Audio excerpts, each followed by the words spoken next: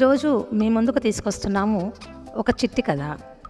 బాదరాయన సంబంధం అనే నానుడి ఎలా పుట్టిందో తెలిపే ఒక సరదా కథ. అనగనగా ఒక ఊళ్ళో అప్పంబొట్లు అనే వ్యక్తి ఉండేవాడు.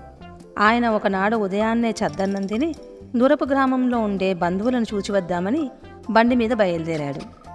మిటమిటలాడే మండుటెండలో మధ్యాహ్నం 2 జాములయ్యేసరికల్లా ఆయన ఒక గ్రామం చేరుకున్నాడు. చూడపోతే బంధువుల ఊరు చేరటానికి ఇంకా 4 కోసలున్నదాయే. పొద్దుటనగా తిన్న చద్దన్నం అరిగిపోయి కడుపులో నకనక ఆకలవుతున్నది. మరి భోజనం మాట ఏమిటి? ఆ చుట్టుపక్కల బంధువులు కాదు కదా, కనీసం తెలిసిన వాళ్ళైనా ఎవరూ లేరు. ఏమిటో ఈ పరమేశ్వర, ఇటువంటి పరిస్థితి వచ్చింది అని ఆలోచిస్తూ మరొక 10 గజాల దూరం వెళ్ళేసరికి ఒక రేగి చెట్టు నీడన ఒక చిన్న ఇల్లు కనపడ్డాయి. ఇంటి అరుగున విస్తరాకులు కుట్టుకుంటున్న ఒక వ్యక్తి కూడా కనిపించాడు. ఆయనను చూడగానే అప్పంబొట్లకు ఒక ఆలోచన తట్టింది. చూడబోతే ఇది ఒక గృహస్థు ఇల్లులాగా ఉంది. సరిగ్గా భోజనాల వేళకే అందుకున్నాను. పోతే ఇక భోజనం సంగతి చూసుకుందాము అని అనుకొని అప్పంబొట్లు రేగి చెట్టు కిందనే బండి విప్పించి వేశాడు. కానీ ముక్కు మొహం ఎరగని కొత్తవారిని భోజనం పెడతారా అని ఎలా అడగడం? అది పెద్ద మనిషి తరహాగా ఉండదే అని అనుకుంటూ, ఆ మాటకొస్తే ఇంటివారికి తనకు ఏం సంబంధం ఉన్నది? ఏదో ఒకటి కల్పించైనా కల్పించాలి, లేకపోతే ఆకలి తీరే దారి లేదు అని ఆలోచిస్తూ ఆ రేగి చెట్టుకేసి చూడగా అప్పంబొట్టుకు ఒక చక్కని ఉపాయం తట్టింది. నా బండి చక్రాలు లోగడ రేగి కలపతోనే చేయించినట్టుగా బాగా జ్ఞాపకం. ఈ గృహస్థు ఇంటి ముందు ఉన్నది కూడా రేగి చెట్టే. నిజానికి పూర్వజన్మ సంబంధం ఏదో ఉండబట్టే ఇప్పుడు మా ఉభయుల మధ్య ఈ బదరిక అంటే రేగి, ఈ బదరిక సంబంధం ఏర్పడింది. వారితో పరిచయం చేసుకోవడానికి ఇంతకు మించిన చుట్టరికం ఏమి కావలే అని అనుకొని సంతోషించాడు. ఒకవేళ ఇంటివారు మన మధ్య బంధుత్వం ఏమిటండి అని అడిగితే టకీమని జవాబు చెప్పవచ్చని నిశ్చయించుకున్నాడు. ఈ నిశ్చయంతో అప్పంబొట్లు చరచర నడవలోకి పోయి బట్టలు విడిచి పాగా కొయ్యకు తగిలించి స్నానానికి నూతి వద్దకు వెళ్ళాడు.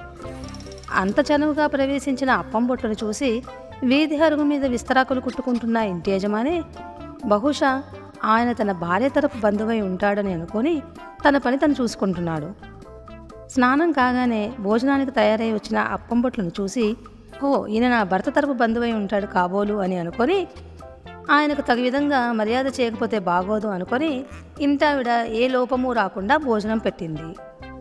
భోజనం అయిన తర్వాత అప్పంబొట్లు నడవలో ఖాళీ మంచం పైన పడుకొని బడలిక తీర్చుకున్నాడు.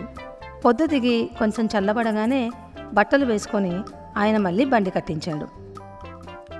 అంత అకస్మాత్తుగా ప్రయాణమై వెళ్ళిపోతున్న అప్పంబొట్లను చూసి ఇంటి యజమాని ఆశ్చర్యపడ్డాడు. వెంటనే భార్యను పిలిచి, ఆయన నీకు ఏ వరుస అవుతాడు?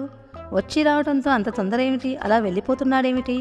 ఈ రాత్రికి ఉండమని చెప్పలేకపోయావా అని అడిగాడు. అయ్యో, బాగానే ఉంది. ఆయన నాకు ఏ వరుసవారు కాదు. అసలు ఇంతకీ ఆయన ఎవరో నాకు తెలియదు.